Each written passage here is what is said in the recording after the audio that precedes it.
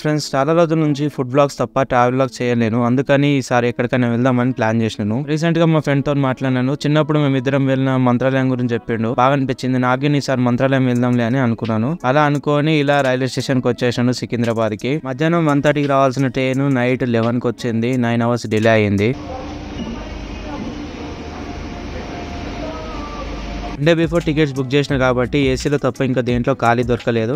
అది కూడా upper birth ఇచ్చారు మనకి. ఏసీలో బుక్ చేసుకుంటే మనకి కప్పుకోవడానికి ఒక రగ్గు, అట్లే ఒక పండుకోవడానికి మెత్త కూడా ఇస్తారు. రైట్, నిద్ర పట్టేసరికి లేట్ అయిపోయింది. మార్నింగ్ లేచి చూడంగానే కరెక్ట్ తుంగభద్ర నది పైన ఉన్నాము. బయటకు వచ్చి వ్యూ చూస్తే సూపర్ ఉంది. వాటర్ అయితే ఎక్కువ లేవు కానీ మంత్రాలయానికి రావాలనుకుంటే రాయలసీమ ఎక్స్ప్రెస్ నిజామాబాద్ వయా సికింద్రాబాద్ నుంచి వస్తుంది ఇక్కడికి. ఈ రాయలసీమ ఎక్స్ప్రెస్ సికింద్రాబాద్ నుంచి 5:20కి ఈవినింగ్ డైలీ ఉంటుంది ఈ ట్రైన్. పొద్దున్నే మంత్రాలయం స్టేషన్ లో దిగినాను. ఇక్కడ నుంచి మంత్రాలయం వెళ్ళాలంటే ఆటోస్ ఉంటాయి. 50 రూపీస్ పర్ పర్సన్ తీసుకుంటారు షేర్ ఆటోలో.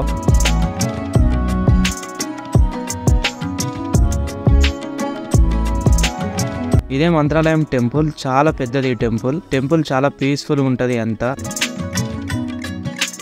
ఇది తుంగభద్ర నది. టెంపుల్ వెనుక 200 మీటర్స్ లోపలనే ఈ నది ఉంటుంది. చాలా పెద్దది నది. ఇప్పుడు ఈ టెంపుల్ లో స్నానం చేసి గుడికి వెళ్ళాలి. చాలా ప్రశాంతంగా ఉంటది ఇక్కడ అంతా, ఎక్కడ చూసినా. ఈ నది సరిగ్గా ఆంధ్ర కర్ణాటక బార్డర్లు ఉంటది. టెంపుల్ ఉన్న వైపు అంతా ఆంధ్ర, నదికి అవతల ఉండేదంతా కర్ణాటక, అవతల సైడ్ అంతా కర్ణాటక. చూడండి, ఇప్పుడు మళ్ళీ టెంపుల్ కి వచ్చేసినాం. ఇది రాఘవేంద్ర స్వామి టెంపుల్. ఇక్కడ రాఘవేంద్ర స్వామి జీవ సమాధి ఉంది. నేను ముందు వచ్చినప్పుడు ఇప్పటికి చాలా మార్పులు చేశారు. ఈ టెంపుల్ అంతా ఇప్పుడు రెనోవేట్ చేశారు. అంతా కొత్తగా కనిపిస్తుంది టెంపుల్. దర్శనం చేసుకొని బయటకు వచ్చి ప్రదక్షిణలు చేస్తున్నాను. ఎంత మంది ఉన్నా కానీ ఇలాగే ఉంటుంది. లైన్స్ అనేవి ఎక్కువ ఉండదు. ఇక్కడ వెయిటింగ్ అనేది కూడా ఉండదు.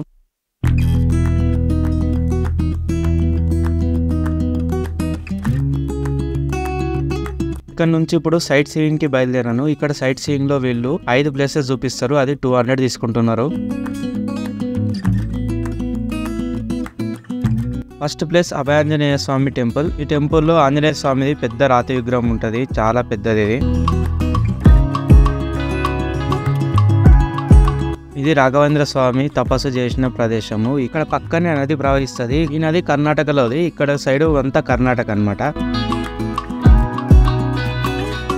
ఇది రాఘవేంద్ర స్వామి నివాసం ఉన్న ఇల్లు. ఇందులో రాఘవేంద్ర స్వామి పడుకునే స్థలం ఇది. ఇక్కడ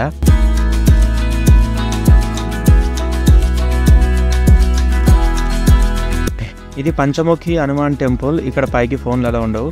ఈ టెంపుల్ చుట్టూ ఎక్కడ చూసినా బండరాలు చాలా ఉన్నాయి. ఈ బండరాలు ఎవరో చేత్తో పెట్టినట్టే అనిపిస్తుంది. చూడండి, ఇది లక్ష్మీ అమ్మవారి టెంపుల్. ఇక్కడ రాళ్ళ మధ్యన లక్ష్మీ అమ్మవారి టెంపుల్ ఉంటుంది అనమాట. మన ఛానల్కి ఇప్పటి వరకు 500 సబ్స్క్రైబ్లు అయితే కంప్లీట్ చేసుకున్నాము. థ్యాంక్స్ ఫర్ ఎవ్రీవన్ ఎవరైతే సబ్స్క్రైబ్ చేసి ఎంకరేజ్ చేస్తున్నారో. అండ్ ఇంకా రాబోయే వీడియోస్ కూడా చాలా బాగా చేస్తానని ఖచ్చితంగా గ్యారంటీ ఇవ్వగలను. ఇంకా ముందు మంచి వీడియోలు తీసుకురావడానికి ట్రై చేస్తాను. నా ఛానల్ని సబ్స్క్రైబ్ చేసుకోండి, కామెంట్ చేయండి, మీ ఫ్రెండ్స్తో షేర్ చేయండి.